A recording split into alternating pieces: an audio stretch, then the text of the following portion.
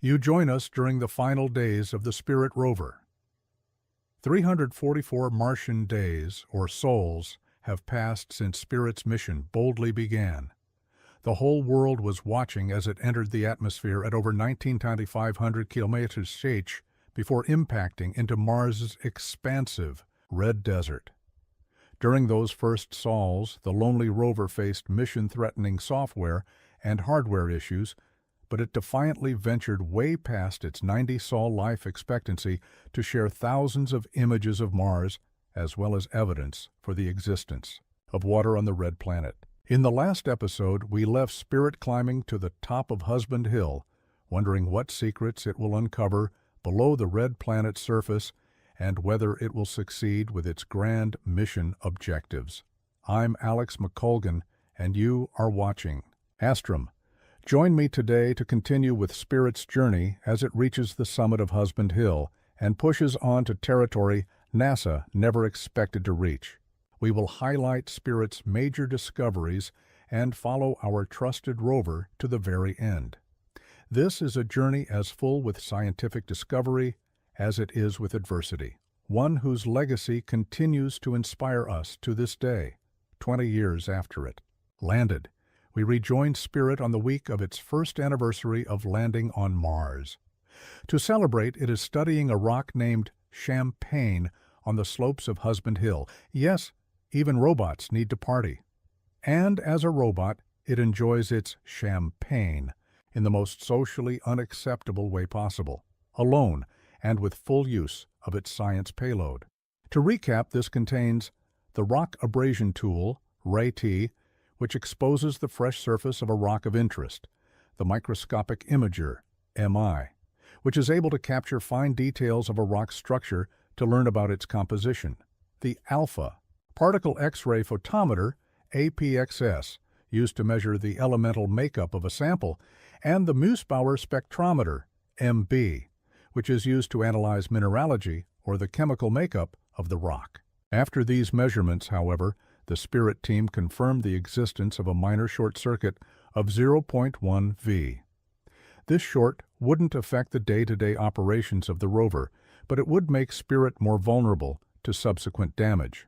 Otherwise, Spirit was doing well, and the team continued to traverse up the soft, dusty slopes in increasingly complex maneuvers to ensure that our rover didn't become trapped, a traverse complicated by increased dust in the atmosphere, reducing the sunlight reaching Spirit's solar panels.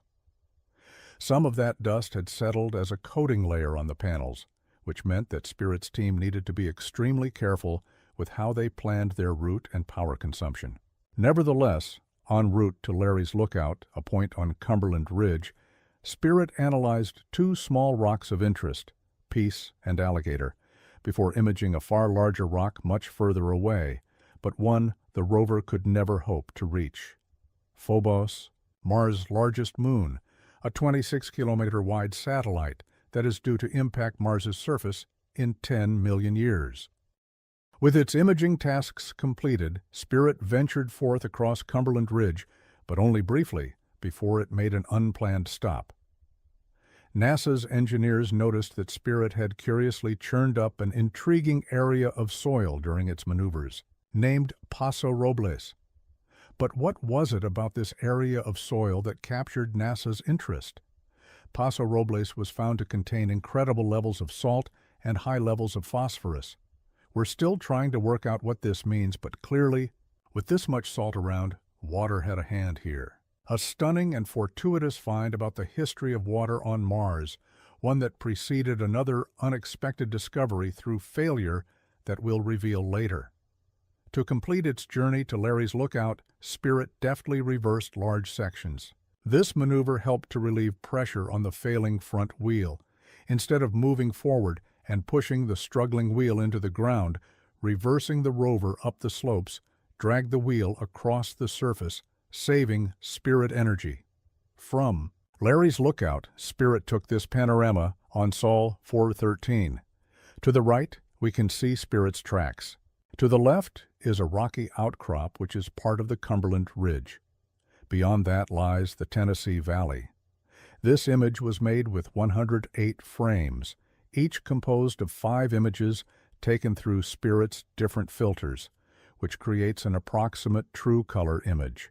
In the center of the image, 200 metres away and 45 metres higher in elevation, is the summit of Husband Hill, Spirit's next destination. This was to be a difficult and energy-consuming journey, but Spirit had a chance encounter that greatly improved its prospects. Mars dust devils on Sol 421 swept over the rover, clearing a year's worth of dust buildup and increasing its solar panel efficiency from 60% to 93%. Over the next 160 sols, Spirit tackled its way to the top. The increase in energy supply meant that Spirit was able to upload its data every sol with the Odyssey orbiter, allowing the team to capture lots of information en route, including on-rum samples, Paso Robles 2, Big Claude, Paso Dark, Methuselah, Keystone, Pittsburgh, Independence, and Franklin without filling up its limited storage. On Sol 581, Spirit reached the first summit of Husband Hill, but our hard-working rover had no intention to stand idle. It took a 360 panorama composed of 653 images, for the first time imaging the entire deck of the rover in a panorama. Look how clean those panels are. During the nights on top of Husband Hill, Spirit also imaged both moons, Phobos and Deimos, in order to measure their orbits more accurately. In the panoramic image, McCool Hill and Ramon Hill are off into the distance in the center. McCool Hill was to be its winter destination, an area where Spirit could park up and angle its panels to the sun to maximize its energy capture over the darker months, but it never reached it. So let's continue with Spirit's journey to see what it can achieve in its final 2.6 kilometers of life. On the descent of Husband Hill, Spirit was able to collaborate with the Hubble telescope to help calibrate data with atmospheric opacity readings, a sky survey, and calibration target readings. These helped with the accuracy of Spirit's measurements. Incredibly, Spirit's capability increased several times in its life, despite being 142 million kilometers away from its team of engineers. The multitasking rover installed an update as it was climbing Husband Hill, giving it the ability to drive sections autonomously, and another on Sol 1067 allowed Spirit to decide if and when to upload images and whether to extend its arms to examine rocks. Spirit gained independence as it matured. There was one decision that the NASA controllers still took on the descent of Husband Hill, though. Which rock to analyze out of a choice between 2, Comanche and Miami. Comanche was chosen, and it turned out to be a rich subject to analyze. On Sol 690, Spirit discovered that Comanche was 1/4 magnesium iron carbonates, around 10 times higher than any rock previously analyzed on Mars. Carbonates are important in further understanding the hydrological history of Mars as they are formed in the presence of water, but dissolved by acid. So their discovery in high levels suggested that more neutral and hospitable bodies of water existed that could have been home to primitive life much earlier in Mars's history. A great discovery, but Spirit continued on tirelessly, and it reached its next checkpoint on Sol 744. Home plate features layered and weathered rocks, including this feature found on the outskirts. It's hard to imagine this being shaped by anything other than flowing water. But it was the flow of time that was shaping Spirit. The rover was charging towards the north-facing slopes of McCool Hill in March 2006 when one of its wheels failed. Exhaustive tests back on Earth at the JPL. Test facility replicating the failure could not get the wheel moving again. Spirit was now only making progress by dragging the locked right front wheel. Martian winter was coming too, and as the light fades, so too do Spirit's reserves. With these two factors combined, NASA made the call to abort the drive to McCool Hill in favor of Low Ridge Haven. The rover found a spot with an incline of 11°, which was sufficient to see Spirit make it through another Martian winter. For around 8 months, Spirit remained on the ridge taking images of its surroundings. In one of the images, engineers spotted two subjects that were possible iron meteors. These were given the names Zhongshan after the Chinese Antarctic base and Allen Hills after an area in Antarctica where several Martian meteorites have been discovered, including the most well-known and noteworthy of these, ALH 4001. Found in 1996, NASA scientists suggested that this Martian meteorite may contain fossilized extraterrestrial life, and released this image you may recognize as it became front-page news the world over. Once the Martian winter was over, Spirit had far more energy to use, and it ventured out once again. In March 2007, Spirit unwittingly excavated a surprising discovery. In the soft and red Martian soil, Spirit's failed wheel gouged the Martian surface, exposing bright white silica. Not evidence for life per se, but the next best thing, evidence for the potential of life. In our video on the origin of life, we talked about deep-sea vents and areas where hot gases and material from below the crust meet the Earth's surface. Some create the potential for life to start. Others offer life a haven for growth. NASA believed that the silica deposit was made in one of two environments: hot spring deposits, where hot water dissolves silica in one place and then deposits it elsewhere, like hot springs or geysers, or acidified steam blasting existing rocks, stripping them of much of their minerals and leaving mostly silica behind, areas known as fumaroles. Whichever it was, both environments are very supportive of microbial life on Earth. Incredible, too. Think, if Spirit had not malfunctioned, if it and NASA had given up too early, this discovery would never have been made. Spirit spent the next few months circling home plate, and in June 2007 received another life-saving spring clean of its solar panels. Spirit boosted its power generation from a dip of 120 Wh back to over 600. On November 6th, Spirit navigated to the western side of home plate and took another panorama. NASA published this photo as an astronomy picture of the day, which, on first inspection, looked like every other photo taken of the Martian landscape. But it was soon to receive worldwide attention. Can you spot it? Hiding in plain sight is a suspected humanoid life form. Let's zoom in to what was dubbed Little Bigfoot. On the right of the image, we can also see Spirit's tracks from Husband Hill. We are now a few hundred meters away from the end of Spirit's journey. Martian storms had been increasing in recent months, leaving the solar panels heavily covered with dust, as well as blocking up to 99% of the light. Through the atmosphere, survival was becoming harder, and operations were now much reduced from its peak. The aging Spirit was generating only 128 Wh, which is less than the 150 Wh it requires to keep itself warm. If the heating fails, then the rover's components will eventually fail too. Two small cleaning events took the energy output of the solar arrays to 372 Wh, giving the rover enough energy to charge its batteries and begin to move again. But the flow of time is always cruel. Spirit began to experience unexplained memory gaps in April 2009, with the rover now only 4 meters away from its resting place. On Sol 1892, Spirit hit incredibly soft, dusty soil at a location named Troy, where Spirit would make its last stand. Underneath its wheels was jarosite, a mineral of iron, Ka.